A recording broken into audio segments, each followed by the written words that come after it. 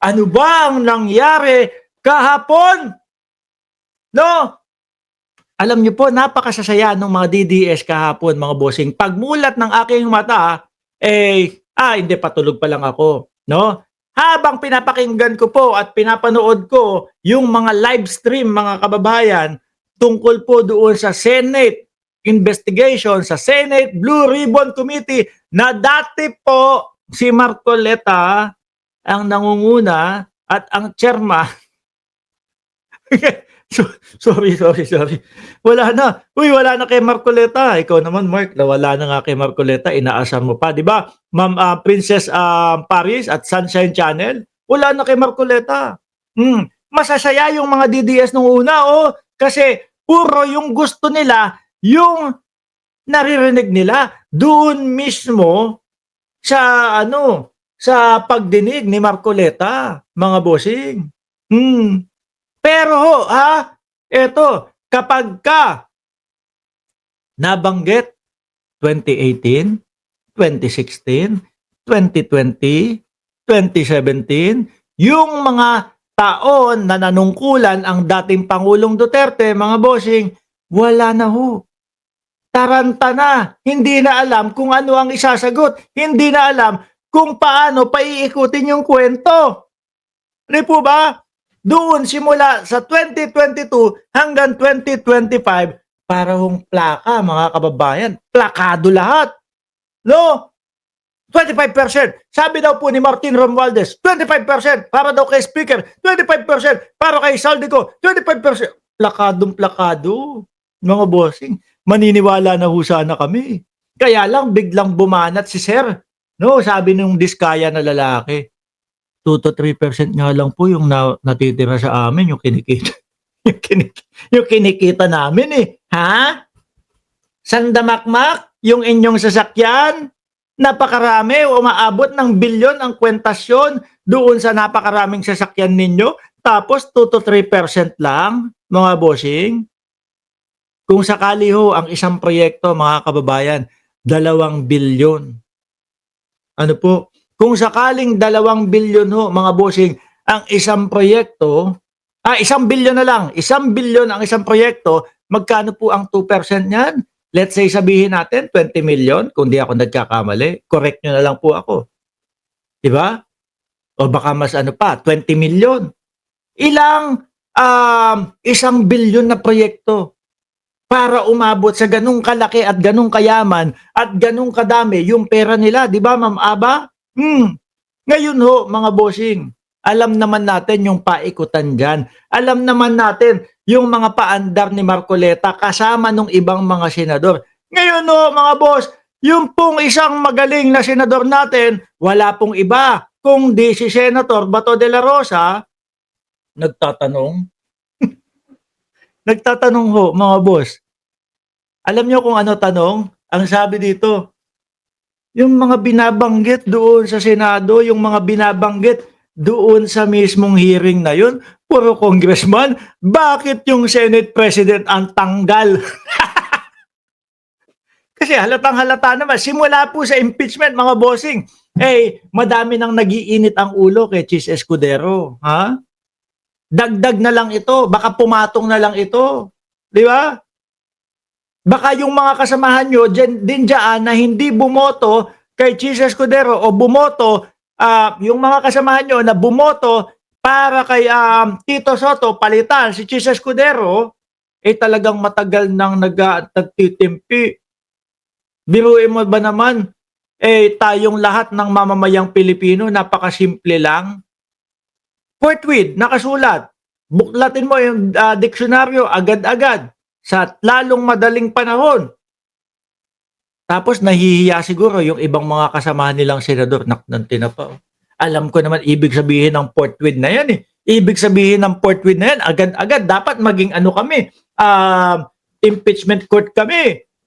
Pero dahil dito kay Chis Escudero, nadadamay kami. Kailangan isnabi namin yung forthwith. O baka may mga ganyan na. Kaya napagkaisahan yung Senate President napalitan. Hindi ito ang Senado ng Pilipinas. Mayayari tayo dito.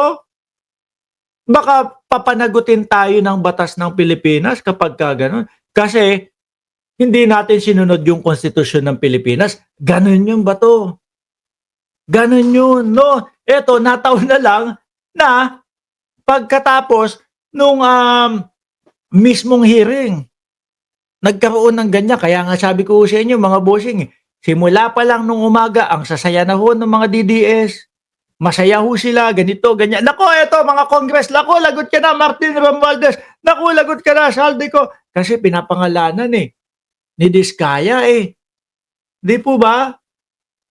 Nagulantang ho sila. Pagsapit ng mga kahapunan, pinalitan si Chis Escudero. Kinagabihan mga bossing, pinalitan din po yung isang idol nila na may pangako sa atin, 2,000 kuryente pababa. Libre na ng gobyerno kapag ka ako ay nanalo. Hanggang ngayon hindi pinag-uusapan hindi binabanggit ni Marcoleta yun Sabi dito ni Bato, ang korupsyon sa Ghost Flood Control Project ay nasa House daw of Representatives. Sabi ho yun ng mga Diskaya, mga kababayan, dahil nga di ba nagturo pa ho sila? Nagturo pa ho sila.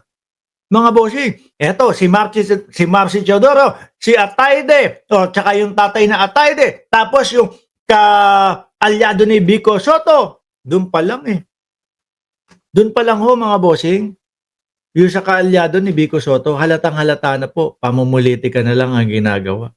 Pero mo, sino ba namang engot na alam mong kaalyado ka nung kalaban, tapos hihingi ka ng pera na pwedeng gamitin sa iyo o laban sa iyo? Si Kong Roman? Di ba? Ako, mga bossing, simple. No po, kay Vico ako kunyari si Roman. Ang gagawin ko, Diskaya, basta sa proyekto 25% ako dyan Ganun ba? Na alam ko na pwedeng gamitin kasi nandito ako sa kampo ni Vico Soto. Yun lang mga bossing. Idagdag mo pa yung Marcy Teodoro na gustong-gusto at mahal na mahal ng mga taga-Marikina yan. Hindi nyo kayang gibain yan. Bakit to, mga bossing? Simula araw-araw, simula po nung kabataan ko, simula po nung lumipat kami ng Marikina, San Roque, Marikina, makikita mo, yung si Marcy Teodoro, wala pang bagyo hindi pa umuulan. Palakad-lakad na ho yan dan sa ilog ng Marikina, yung sikat na ilog ng Marikina. Kaya kausapin namin, congressman pa siya dati. Nag-vice mayor. Kong, bakit po ganyan? Ba't nag-iikot po kayo? Hindi, alam nyo naman, pararating na yung tag-ulan. Kailangan natin maresolba. Ngayon, anong Marikina? Baha na sa iba, Marikina po, hindi pa. Tsaka, appreciate ng Marikenyo yung kilos, gawa, trabaho nung mag-asawang Teodoro, mga bossing. Inisyo nga ni Coco Pimentel yan doon sa Marikina Nagsilabasan yung buong Marikina, mga kababayan. Nagsilabasan yung buong Marikina para ipagtanggol yung aming mayor na si Maan Teodoro at si Congressman Marcy Teodoro. Yung mga tao na tipo bang, siguro akala nila, kakayanin lang nila, kayang-kaya ko to, dawit ko nga ito, mga ganyan nga. Baka yun yung mga pinangalanan nila. Di po ba?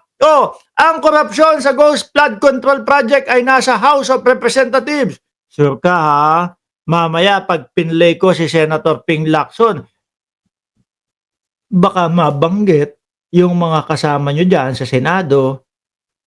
Di ba? Belma Ibanez at Dorado? Mark?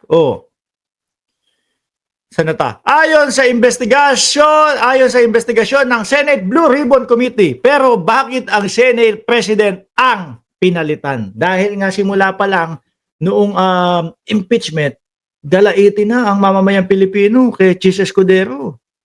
Yung simpleng portweed.